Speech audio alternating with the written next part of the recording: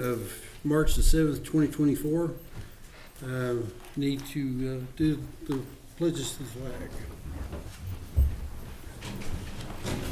I pledge allegiance to the flag of the United States of America and to the republic for which it stands, one nation, under God, indivisible, with liberty and justice for all.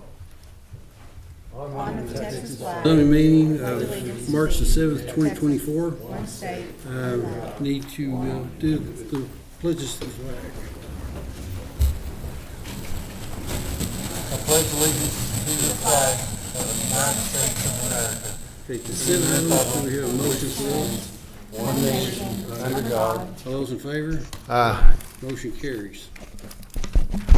Indivisible, with liberty and justice for all. Public hearing, case file number 20. Honor the Texas flag. Zoning meeting of March the 7th, 2024. One state. Need to do the pledges to the motion. Second. All in favor? Aye. Pledge allegiance to the flag of the United States of America. Okay, consent items, we have a motion for one nation, under God. All those in favor? Aye. Motion carries. For a Pacific use permit on Lot 5, Block 3, Fair Oaks Garden, being a replat of Lot 4, Block 3, in Section 13, Block 42, Indivisible, liberty and justice for all. Public hearing, case file number Honor the Texas flag. zoning meeting of March the 7th, 2024. One state. Need to do the pledges to the motion. Second. All in favor? Aye. Pledge allegiance to the flag of the United States of America. Okay, consent items, we have a motion for one nation, under God. All those in favor? Aye. Motion carries. For a Pacific use permit on Lot 5, Block 3, Fair Oaks Garden, being a replat of Lot 4, Block 3, in Section 13, Block 42, Indivisible, liberty and justice for all. public hearing, case file number Honor the Texas flag. zoning meeting of March the 7th, 2024. One state. Need to do the pledges to the motion. Pledge allegiance to the flag of the United States of America. Okay, consent items, we have a motion for one nation, under God. All those in favor? Motion carries. For a Pacific use permit on Lot 5, Block 3, Fair Oaks Garden, being a replat of Lot 4, Block 3, in Section 13, Block 42, Indivisible, liberty and justice for all. public hearing, case file number Honor the Texas flag. zoning meeting of March the 7th, 2024. One state. Need to do the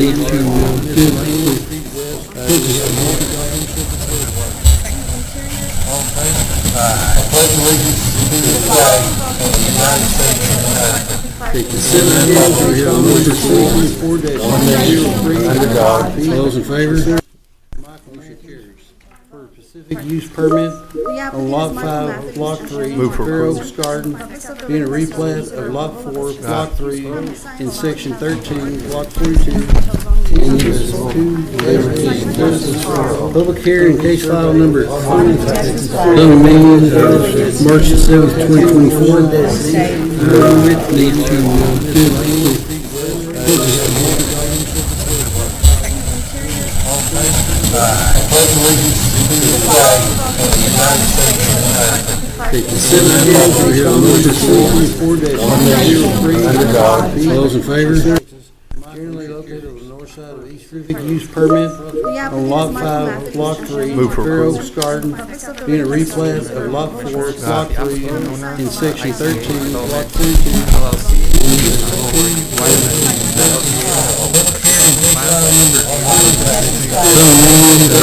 March 7th, 2024. Need to One lot for ownership purposes.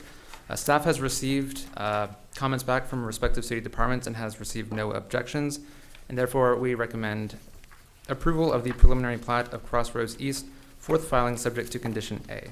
And we are now open for any questions. Thank you. Any questions for staff? Do we have a motion? Make a motion, we approve as presented. Second. All those in favor? Aye. Opposed? Motion carries. Case file number 204-10-P in the ETJ. Motion approved with staff recommended conditions for proposed preliminary plat of Iron Horse Living. being a Purposes. Staff has subdivision of 10 received acres out of Section comments 10, back Block from respective city 43, departments and has received no 2-2-A, objections. TMP And therefore, Railroad we Company recommend survey, approval of the Texas preliminary Street plat located of on the Crossroads north East, side of fourth West filing 42nd, subject to condition A. approximately We are now 550 open for any feet questions. west of Thank you. North Redondo Avenue. Thank you Any again, Mr. questions for Chairman. staff? The applicant, Greg Nelson, with Do we have Box a House motion? Logistics, Make a Yard motion we LLC, the approve as consultant, presented. or rather, Second. and consultant, All those SW in Howell favor? Incorporated, are seeking to Opposed? plat 10 acres Motion carries. or Section 10, Block 43, Case file number to create one lot for ownership purposes. 204-10-P. Staff has received no objections to Motion this approved plat with staff request and therefore recommended recommends conditions for approval of the preliminary plat of of Iron Horse Living subject to condition A. And we are now open for any questions. Thank you. Any questions for staff? Do we have a motion? I move to approve case file number 204-10-P in the ETJ. Second. All those in favor? Aye. Opposed? Motion carries. Case file number 2024-06-. Consultant, or rather, and consultant, SW Howell Incorporated, are seeking to plat 10 acres or Section 10, Block 43, Case file number to create one lot for ownership purposes. 204-10-P. Staff has received no objections to Motion this approved plat with staff request and therefore recommended recommends conditions approval of the preliminary preliminary plat of of Iron Iron Horse Horse Living Living subject to condition A. The applicant is Forrest Hermanos LLC, as well as the owner, Any and questions the for consultant staff? for this case is Newton Engineering Do we have a PC. motion? The purpose I of move this to approve case file number replat request is to 204-10-P create in the 3 lots ETJ. for ownership purposes. Second. Staff All has those in received no favor? objections Aye. from city departments for this Motion case. carries. Therefore, planning recommends approval of Case the file replat number of Lot 44, 2024-06-. Block 13, Whitman Motion Edition, carries. or rather, and consultant, SW Howell, Aye. Incorporated, open for any questions. Thank you. Any questions for staff? Do we have a motion? Move for approval. Second. All those in favor?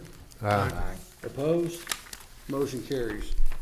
Okay, we're going back to case file number, in the public hearing for case file number 2024-01-C. Consider a request by the city of Odessa applicant to establish a carport overlay zone within certain areas of the city zone SF2, single-family residence 2, single-family 3, SF3, single-family residence 3, and SS4, single-family residence 4, to allow carports to be built in front of homes and closer to the front and interior side property lines than normally allowed by the Odessa zoning ordinance if certain standards are complied with and required permits are obtained. Generally located within the 5 areas as shown on the attached location map.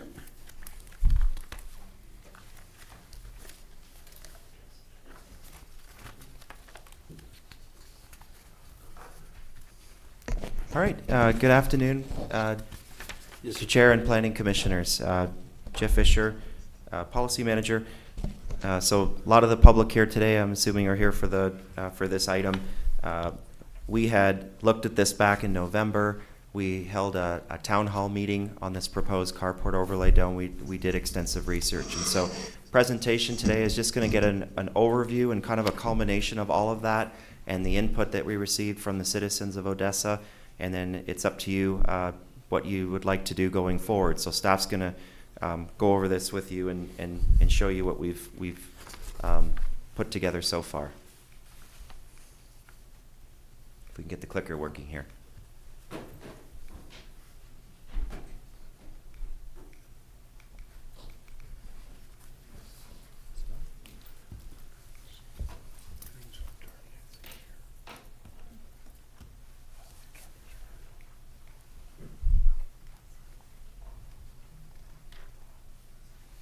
That's okay.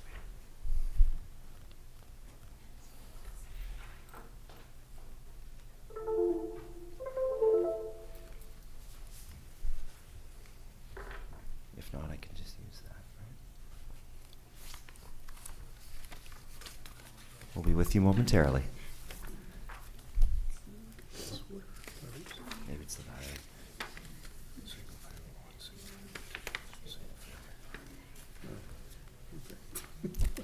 That's okay.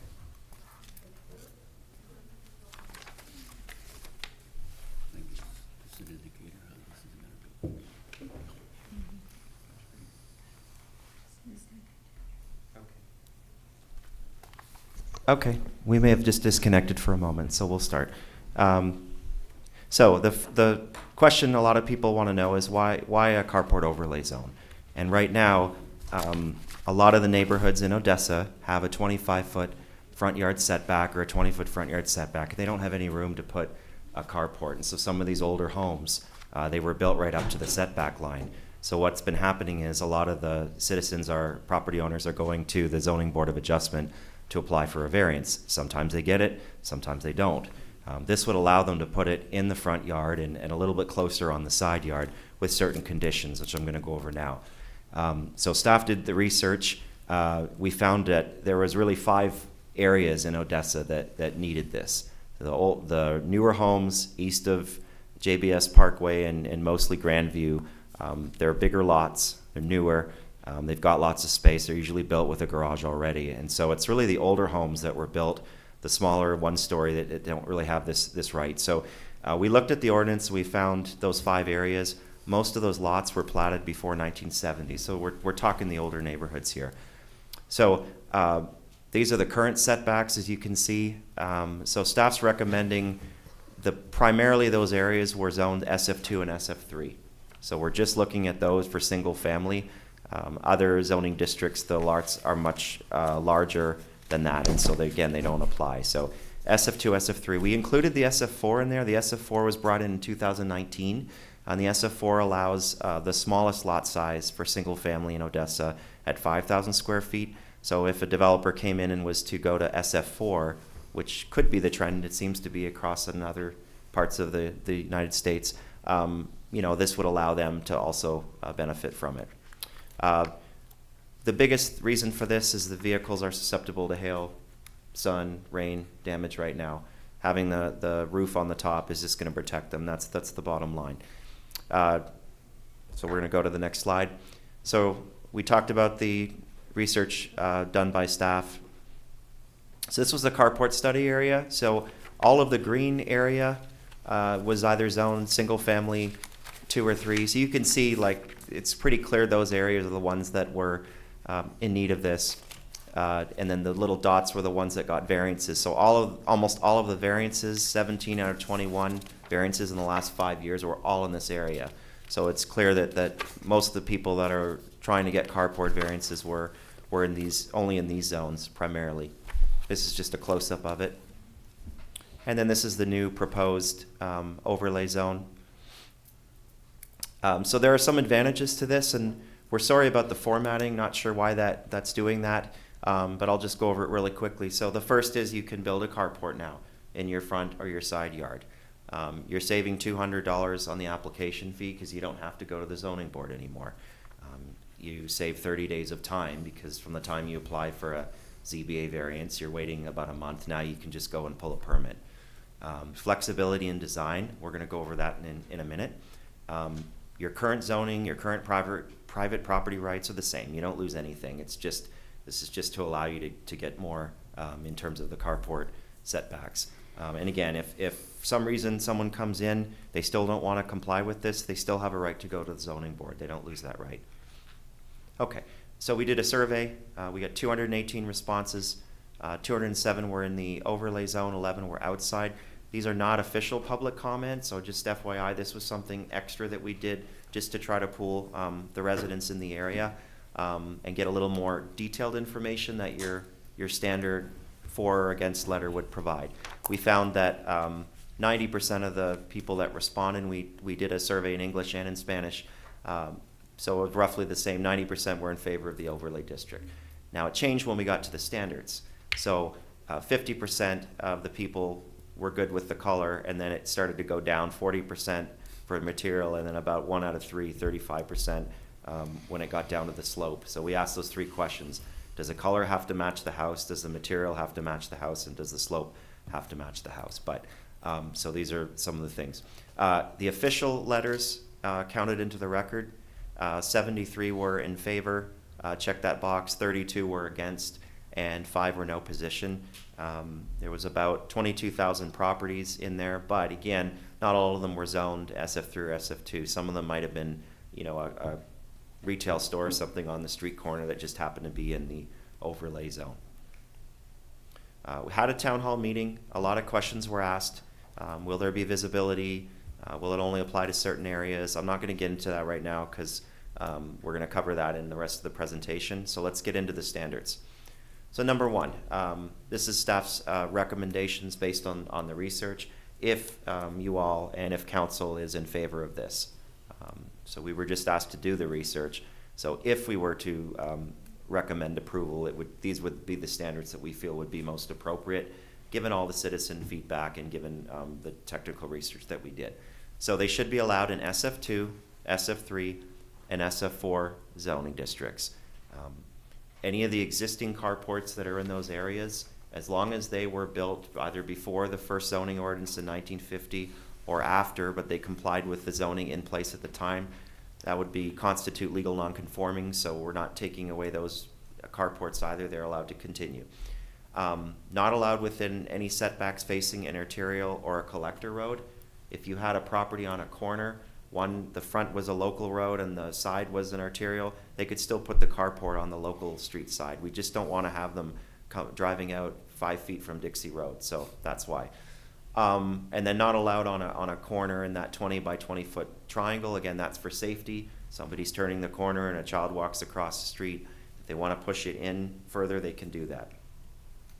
Okay, setback screening and height. So we've kind of gone over this already. So 5 feet from the front property line. There's usually another 5 feet for some of the citizens to clarify. There's a public right-of-way, which is what the city owns, and it's usually just somewhere past the sidewalk. So that's another 5 feet. So it's really going to be, in most cases, 10 feet from the street. On a larger road, it might be 20 or 30 feet of right-of-way. So just to be clear, we're not saying it's 5 feet from the street pavement. It's 5 feet to the property line, and then usually another 5 or 10 feet to the street. Not in the site triangle, 3 feet on the side. If they want to do it detached, they can, but they have to be 6 feet away from the house or from any other structures. Okay, parking and size. So we looked at different cities, we compared. We think 500 square feet is reasonable. That's what a lot of West Texas cities kind of are in that ballpark. That allows 2 vehicles, including a big truck, to easily fit under there. And again, it doesn't have to be exactly 20 by 25. It can be, 22 by 20, as long as it doesn't exceed 500. They have to be on a concrete or an asphalt paved surface. That's no different than any other parking spot. So most of these individuals and families you can drive around any of those neighborhoods and you'll see they already have the driveways. They're parking their trucks or their cars. They just don't have any carports. So in most cases, they shouldn't have to add any more pavement. They're just going to be covering over what's already there. Carport color. So these are the 3 big ones. We're going to just go over quickly. So the color, I think staff believes that the color should be the same as the roof of the house. It's going to look not consistent, may or may not affect property values, but aesthetically, we think that if they're going to go that close to the street, they should have the color and the material to match. So there's a couple examples down there of if they had shingles, for example, and they're painted charcoal, then the carport should be painted charcoal. If the house was painted red, like the one in the picture, then they should also be red. The material. If they choose to build a pitched roof on their carport, it's very visible, then they have to match the house because you can see it. If, however, in the middle picture, they want to choose to do a flat carport, then we believe that is okay as long as they paint the color of the carport. So that's going to help some people with costs. If they don't want to, most of us, I think, agree in most neighborhoods we prefer the first option to the left, but we are okay with that as long as they have the post painted one of the colors. So we would recommend matching the trim and then have the roof painted the same as the house. Then they can do that because, again, based on that pitch, you can't really see much of the roof on the street. The third one to the right is the one that's not acceptable. So that's where the colors are different, the materials are different, and that's what we don't want. So that picture there, we'll share a few more in a minute, is what we do want. Okay, and then lastly, the carport slope. So if the house roof is sloped, then the carport can match that, be similar, or as we said, it can be flat. If, however, the house roof is flat, the carport must always be flat. So as long as the house is pitched, they can essentially do whatever they want. They can pitch it, they can make it flat, whatever they want. If the house is flat, though, the carport should also be flat, just again, for aesthetics. We don't want the house to be flat and then, because it's gonna make the carport look a lot bigger and push it out visibly to the street. Okay, so these are some examples of what we were talking about. So there's some good examples. And again, we didn't put addresses in here, because when we got to the good or the not so good ones, to protect those anonymity of the residents. But these are just generally some area, within those 5 areas these pictures were taken. So great example at the top. They've got their material to match, they've got the red trim to match the house. And again, it's not pitched the same way, but that's also okay. The second one's the same idea, only they have a metal roof on the house, so then the carport can be metal. And then they've got the beige trim on the posts, which match the beige trim on the house. So great job for these folks. These are the 2 examples we talked about where the carport can be flat, even if the house is pitched, and the material can be different. So there's the 2 there. You can't really see the roof very well, so we don't know if it was metal or asphalt shingles to match the home, but looks nice, painted well. Some of that paint's a little chipped away, so these are obviously older homes, but generally good design. A couple more, same idea. These are some of the ones we don't want. So we don't want a cloth or a fabric canopy or tarp that can blow away. We don't believe that's appropriate. Again, if folks want to do it in their backyard, that's fine. This person here probably realized this is a perfect example of why the carport overlay may be a good idea. He obviously had no other place to park their truck, so they had to do that. But now they'll be able to build a carport in the front and not have to worry about the tent flopping around. The second one, the screening. So imagine that carport was within 5 feet of the street, a child's running across the street. We don't want to have that screening wall there. It's dangerous. So again, you can have the roof, you just can't have any screening on the sides. That's our recommendation. A couple other examples. That one doesn't work because it's, again, they've got a screening wall along the side, and because they chose to make it pitched, the roof does not match the material on the home. If they were to do it flat and cut off that sidewall, that would be okay. Okay, and just a couple more things. The approval process. So this is very similar to what happens right now. This is going to be the one change. So applicant submits their building permit for a carport, just like they do now. Only now, instead of just looking at setbacks and zoning, planning will get a copy, and they will look at one more thing. They're going to look at the design. So applicants are going to be required to submit a color rendering that shows the pitch and the color and the material, not just the black and white schematic drawings now. So that's going to just be one thing. As long as it's to scale, they can draw it on SketchUp or hand draw it. It's totally fine as long as it's clear and it's to scale. If the planning manager chooses, or the designated planner, not to approve it because it doesn't match, as I was mentioning before, they can still appeal to the zoning board. So that's that process there, and the zoning board of adjustment can still make that decision. And then finally, some people asked about enforcement. So City Code 119 can fine up to $2,000 a day. We're not here to be, police or go after people, but if obviously someone's putting up a really bad product, this is not changed, by the way, since before. This is just restating. This was always an option. So city could proceed with enforcement, but we think that by supporting this and by allowing the carports by right, the hope is that more people will come in and do it legally. And I must say from my site visits that I would say 99% of the people are in compliance just from visual inspection. So I think the citizens do want to follow the rules and comply. This would just allow that 1% that don't to take enforcement action.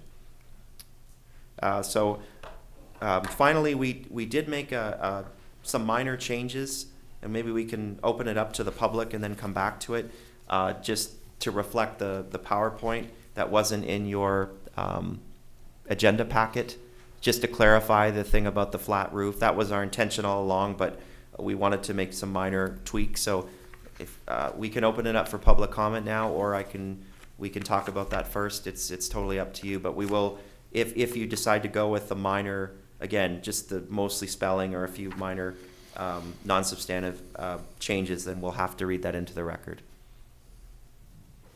I think we should open it up to the public. Okay, perfect. Thank you.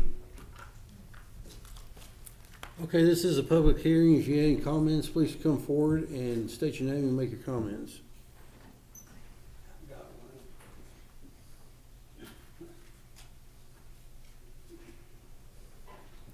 Mr. Miller? Matt, excuse me. My name's Paul Miller, Miller Properties. The maps you sent out weren't to scale. You couldn't tell where the houses were. I've got 80 no's, I hear you, bud. and I don't know what I did wrote my, what I did my other stuff. Anyway, let's go to this chair.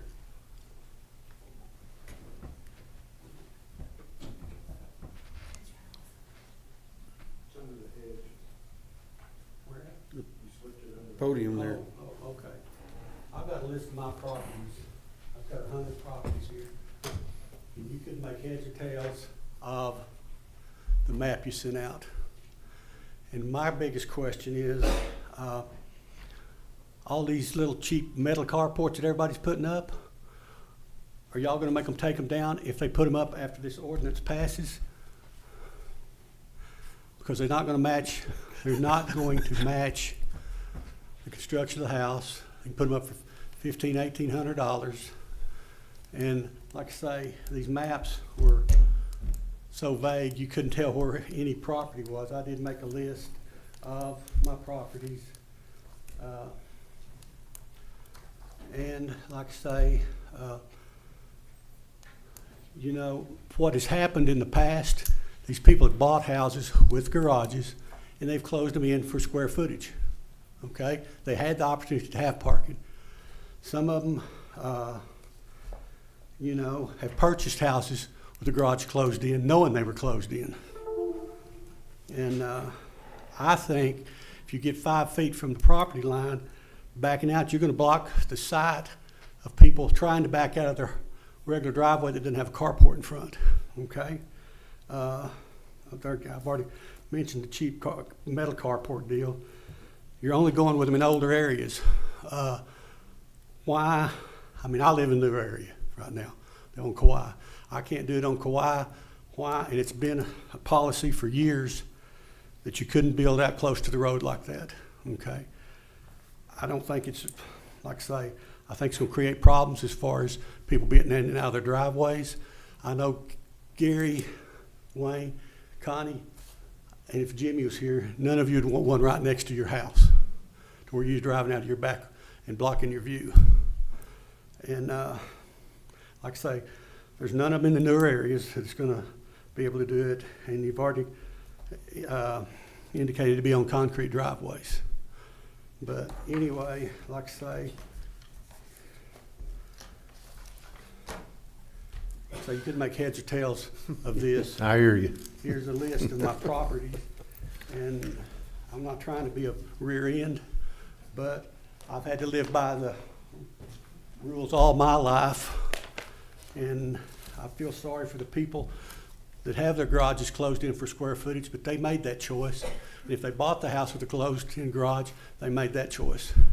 And other people in the neighborhood shouldn't have to suffer by having to look around their carports or garages to get out of their yard. And I can guarantee you, those little cheap metal carports, they're gonna pop up like weeds. They're going to. And people are just gonna try to slip them in. I don't know how. I'll leave this with y'all. Look at it. I mean, I could make heads or tails of where the properties were. And I've got over 100 properties here. Is this what was sent to you? Excuse me. Is this what was sent to you, Paul? Yes, those what's sitting to me at home, I couldn't make heads or tails of where the streets were. Yeah. And like I say, I'm not trying to be a rear, but I couldn't do it back years ago. Another one, a few years ago, I went to put these Quonset carports in my backyard of my office. And Ralph wouldn't let me. So, Sorry, I'm supposed to. this is the list I have. Okay, no problem. Thank you. And just FYI, we do have the map up here, or after the, if there's anybody that has specific questions about their property, I know our time is limited, but we're happy to pull up the GIS map and just give them just a little bit of more information, or between now and city council. Thank you. Are there any more comments? Does anybody want to speak in favor or of this or against? Yes, my name's Dennis Boyd. Mm-hmm. We were thinking about putting one of these up in our driveway. Currently, we have a 35-foot mobile home parked in our driveway. You put 4 cars in a driveway, a double car driveway, you put 4 cars in it like normal anymore, you still can't see. And believe me, there's a whole bunch of houses around here that have 2 teenagers in it and 2 cars for the parents. So you got 4 cars in the driveway, or parked on the street, which you still can't see around. If you don't have sidewalls on the carport, you can see through it. But you can't see through the cars. And the cars are going to be there anyway. Maybe, maybe not. So that's something to consider. Thank you. Any other questions?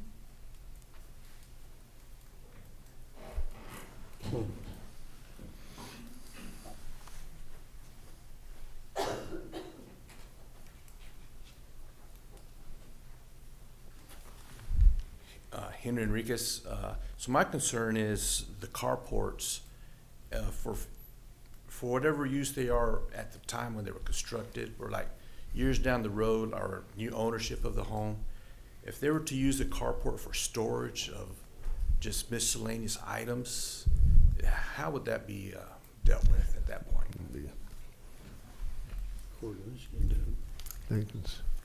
So in the ordinance, storage of any storage would not be allowed under the carport. We do want to keep it clean, and so it would just be cars, trucks, motorcycles, things like that. The problem I have So- with that is because with enforcement right now, you don't have enough enforcement. Yeah. Because Yeah, the yeah. problem that You I. can't monitor Yeah, you that, can't no monitor way. that because the sheriff's called me several times, and so that's the sheriff, and so he's called me like over the last year, and he can't even get cars next door removed from him, and he's the sheriff, so how are you gonna deal with that problem? So you don't even have, you can't even deal with that now, so I don't know how you're gonna deal with even maintaining these carports whenever they have issues, so you can't even deal with cars, how are you gonna deal with, maintaining these issues?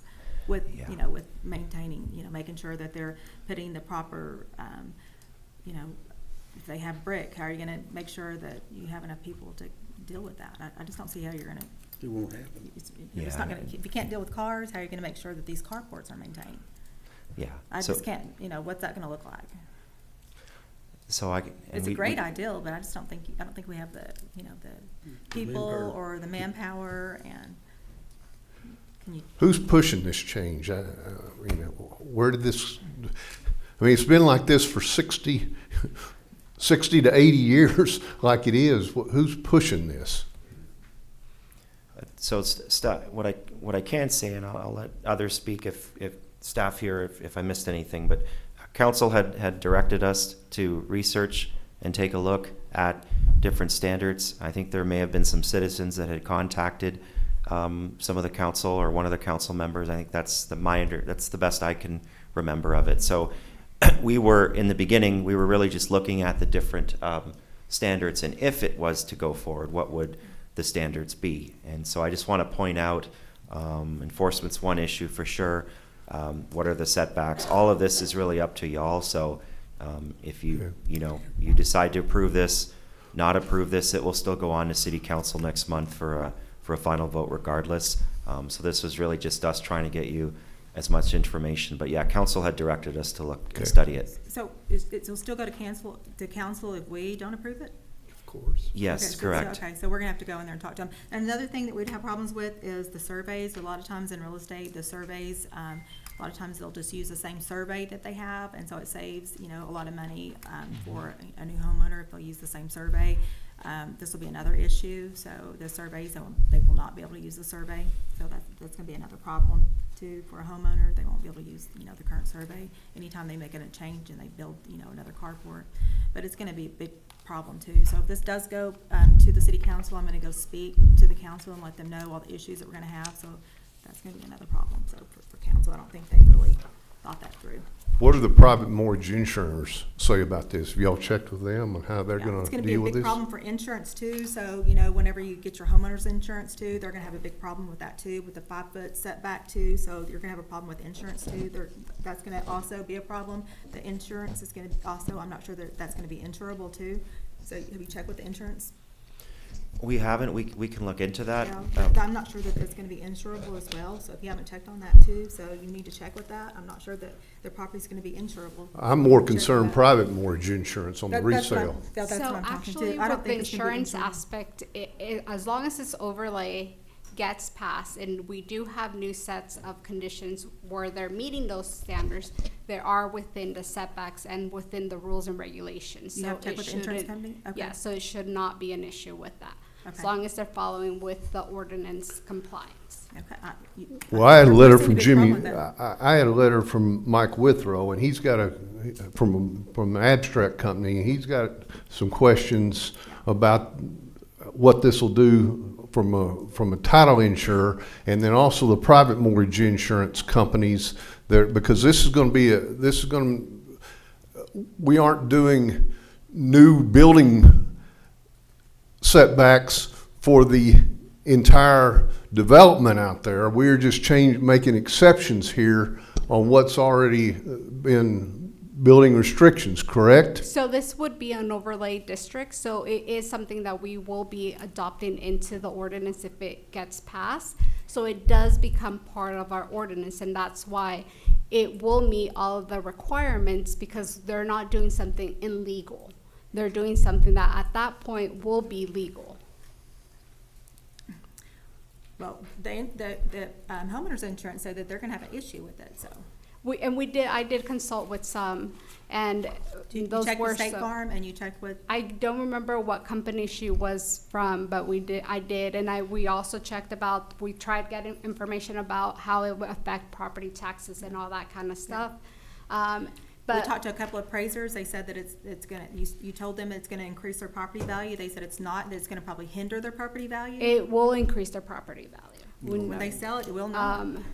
And not. so, And you're telling them wrong. It might increase their taxable value, but it's not gonna, it's what you're gonna do, it's gonna increase their taxable value, but you're misleading them. And so when they get ready to sell it, it's not going to. again, because it will be a code that is enforced, and they're keeping the roof line and everything, It's not did say that it's not gonna be resellable. It's not gonna increase their property value. It's gonna increase their taxable value, because you're And gonna. again, we're not the experts in that subject, Yeah, so, so that's yeah. your- yeah, And but then it's- for us, it's just to research to see how it would fit in our policy Right. and how Right. we can Yeah. make it where it's legal Right. in the aspect of construction and it's still safety for the You're community. misleading them. But what's gonna happen is they're gonna get more taxable. It's gonna cost them more. They're gonna get taxed, but it's not gonna help them sell their property, because what's happening, it's gonna hurt them.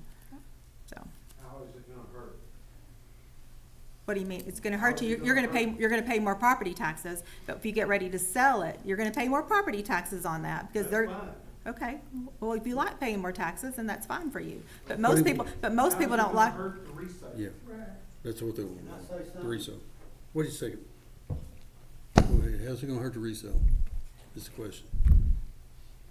Well, it's gonna hurt, well, a lot of people don't like those big carports in the front of the house when they get ready to sell it. having their cars covered to protect them from hail. They don't like the way it looks.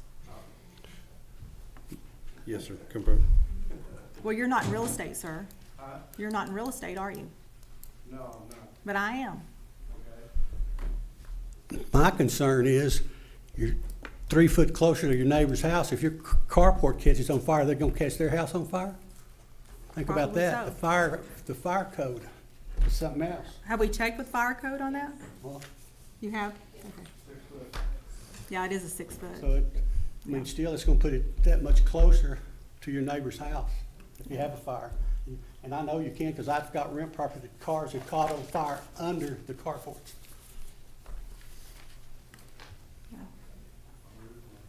So two things to that. I'm going to answer as best as I can.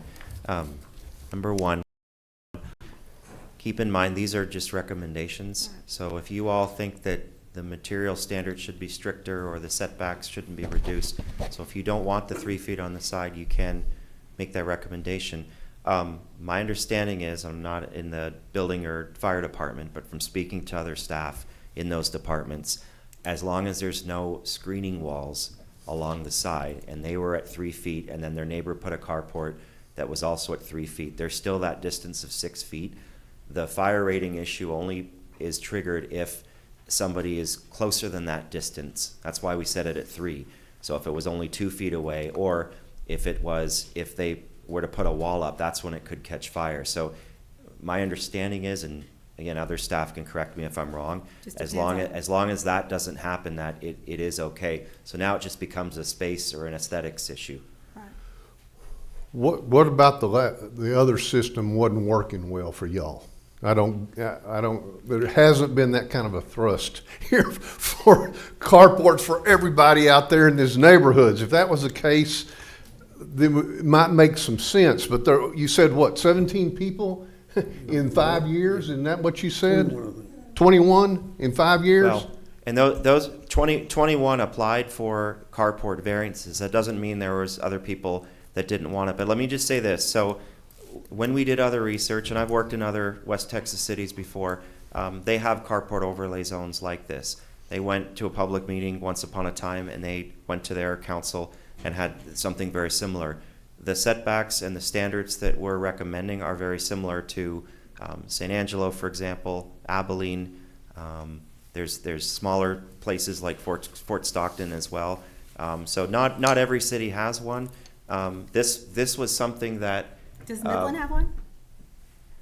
No, Midland does not. Midland does not. So the reason that we brought this forward is because we did see a need in those particular areas of those traditional older homes.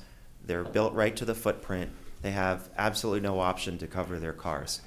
That said, there's the other issues that you all had brought up, and those are things that staff concurs we need to take into consideration before you make a decision. Yeah, y'all are impacting thousands and thousands of people, over 17 people that got their carports approved. Most of them got them approved by going through their process. And I think this gentleman probably would too, if he wanted to do that. So we're making an issue out of something that has not been an issue, a real issue. How many of those were not approved? I believe, I think all of them were approved, but one. I mean, so why are we doing Case this? closed. We don't want to, I mean, I think you're going to. In addition to that, we do have a lot of them that are built without any permits, and they just pop up, right? So it was another way of us being able to, because we identify the areas that this was happening based on some research that we did, and that's how these 5 areas got kind of identified as them, because then now instead of people doing things illegal where they will affect, the resale of a house, enforcement to make sure that you can. And that's something that we can actually, if that's something like let's say that you guys are in favor for this, however, you want to see enforcement to be done differently, that's something that you can recommend. This doesn't mean that council is going to approve this. This is just us doing a study, presenting the study, and it's up to them to decide if they think that this is something that they're going to want to approve at that time. They might just say, keep on doing some more research. We don't know what the results are going to be. We're just presenting the facts right now of what our study is showing. Is it legal to park in your yard? No. Not in your yard. No. It has to be a paved surface. I was gonna say. That's what we're telling you. That's why we don't have enough enforcement. Exactly, sir. That's what we're telling you. It's not going And to that's change why you that. can- Not going to change You that. can If recommend. they have a slab. Yeah. But Otherwise, when You I can come down recommend 16th, 17th, for 14th, enforcement to be done differently, or again, this is just presenting a study that we were requested to do, and we're showing the facts. And if you were to approve something, we're saying do it based on these conditions. Yeah. now I have a question. I don't know if it's appropriate. We have a lot of people sitting out here listening. Could we have a show of hands, see how many people like or for against it, or that would not be appropriate? You can. If you live in those districts and you're here representing your, is there anybody there that's for this that we're passing? Okay. Yeah, for the carport, you're for it? Okay. How many are against it? One's against it? And that was another thing is that with permitting, we do see a lot of people coming and wanting to be able to do this, but we have to tell them no.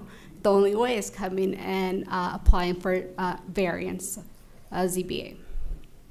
So they come in and they're told no and they go home? What?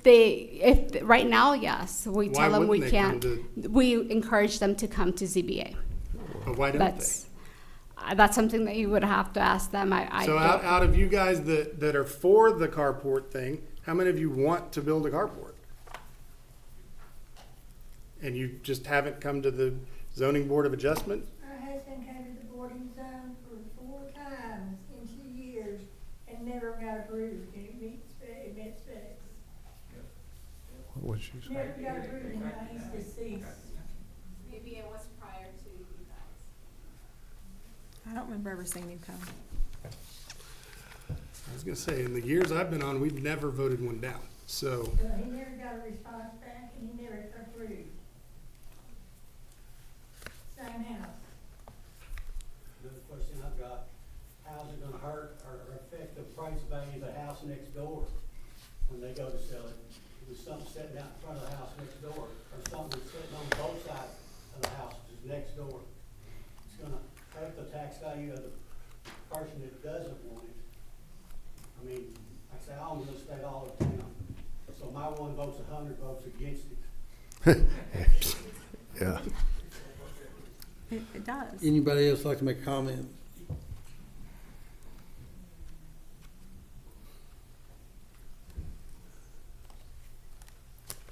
Do we have a motion? I make a motion we table this because I don't think adequate, no matter what the city has said, I don't think adequate study has been done on the ramifications of this issue. And whether it's private mortgage insurers on the resale, I don't think we've contacted them. I don't believe that we have. I know we haven't contacted the title companies because one of the title companies contacted me and said, I've got serious concerns about this. And he contacted Jimmy Peacock also, and Jimmy wasn't going to be here. We haven't talked to the real estate attorneys. This has been driven for some reason by the council, and I'm not sure. There doesn't seem to be that. There's 7 people out here that I think if they were wanting to have their carports approved, they could go through the process and get that done right now, and it doesn't affect 3,000 other homeowners in that neighborhood that didn't want the carports up there. So I'm gonna make a motion, we table this, because I don't think the private mortgage insurers have been contacted for the mortgage companies. I don't care what y'all say, I don't think they have been. And I think it's gonna have some impact down the road on the resale, whether these insurers are gonna insure this. And I think it's going to have some impact on the title companies on insuring the properties for title insurance. So I'd like to hear from the real estate attorneys, the surveyors, and all that study's been done. And I don't see any facts here that that's been done other than city saying, yeah, we did that. So you guys can table if you want, and it can come back on the 21st. But we will have to have a decision for that because it is scheduled already for city council on the 26th. Okay, I make a motion that we do not approve this. I'll second that. I'll second it. All those in favor? Hold on. If you do not approve, then they're making a decision. Yeah, we are. We're making a decision not to approve this. So do we have a second for the? Yes, we do. No, we did not have a second for the table. We did not. Is there a second for the table? No. Hang on, Mr. Russell, so the motion to table failed for lack of a second. Well, did you Correct. table it? No, Correct. we're not tabling. Okay, so you just made a motion. I made a motion that we, And Connie seconded. yes. So that now we- you have a motion not to approve on the floor, you gotta vote it up or down. All those in favor? Aye. Opposed? Motion fails. Motion passes. Passes. Yeah, the new motion passes, not to approve it. Okay, so then because you voted that way, it doesn't come back to you guys, it goes straight to city council. Yeah, Okay. with our, we're clear. We're gonna go to city council, I'm having eye surgery in Lubbock on the 21st.